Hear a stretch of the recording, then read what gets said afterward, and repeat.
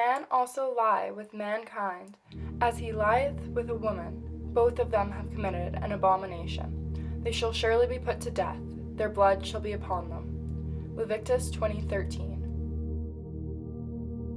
According to the Bible, the act of practicing homosexuality is an abomination, and it is a sin comparable to thievery, abuse, and even murder.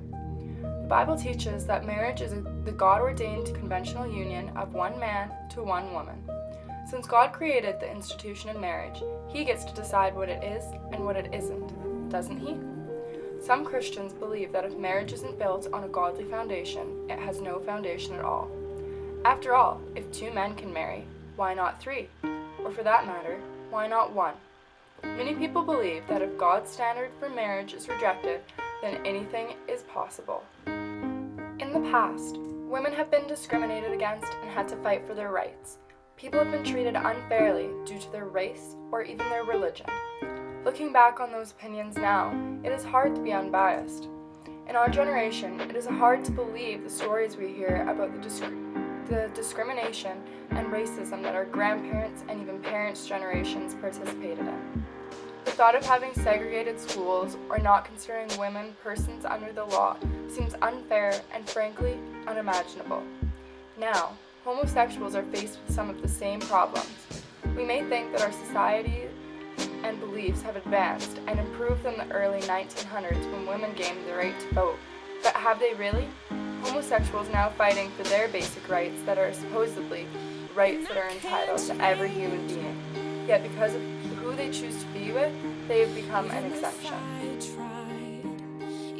Anyone who is against gay marriage is immediately considered to be someone who denies gay people's humanities, does not believe in civil rights, is on the wrong side of history, is living in the past, and is a homophobe. But being a homophobe is much more than opposing gay marriage. The concept of marriage throughout history has been the union of one man and one woman for the purpose of procreation and the raising of a family. The future of human life ultimately depends on reproduction. That is the primary reason why marriage is important to society.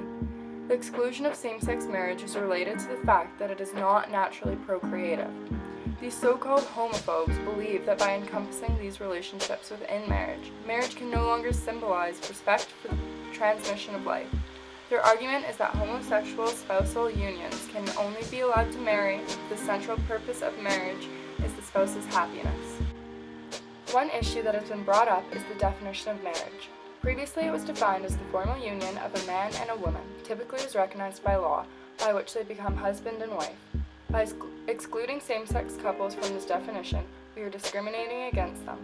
As stated in the Declaration of Rights and Freedoms, all humans should be free of discrimination, yet this issue is one that people hear about most days and continue to fight against. Same-sex couples are also being denied the right of freedom to marry. The culture of marriage has changed over the years in many different ways. The change of the status of the female partner in the relationship is one example, as marriage is now seen as a union of equals. Recognizing same-sex marriage would just be another change. In April of 1965, Dr. Frank Kameny led the first public protest for gay rights in front of the White House after he was fired from his job as an astronomer due to the fact that he was homosexual. 4 years later, in 1969, Pierre Trudeau's amendments passed into the criminal code, decriminalizing homosexuality in Canada. Before 1973, homosexuality was actually considered a disorder, and without the publication of psychologist Evelyn Hooker's study, which showed that homosexual men are just as well adjusted as straight men, this may have never happened. In December of 1977, Quebec became the first province in Canada to pass a gay civil rights law. This law made it illegal to discriminate against gays in housing, public accommodation, and employment. In 1979, the Canadian Human Rights Commission recommended in its annual report that sexual orientation be added to the Canadian Human Rights Act. The federal court lifts the country's ban on homosexuals in the military, allowing gays and lesbians to serve in the armed forces in November of 1992.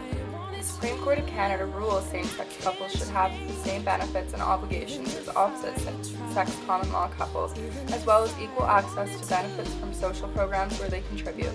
In 2001, the Netherlands passed a law that allows marriage for same-sex couples and grants same-sex couples adoption rights.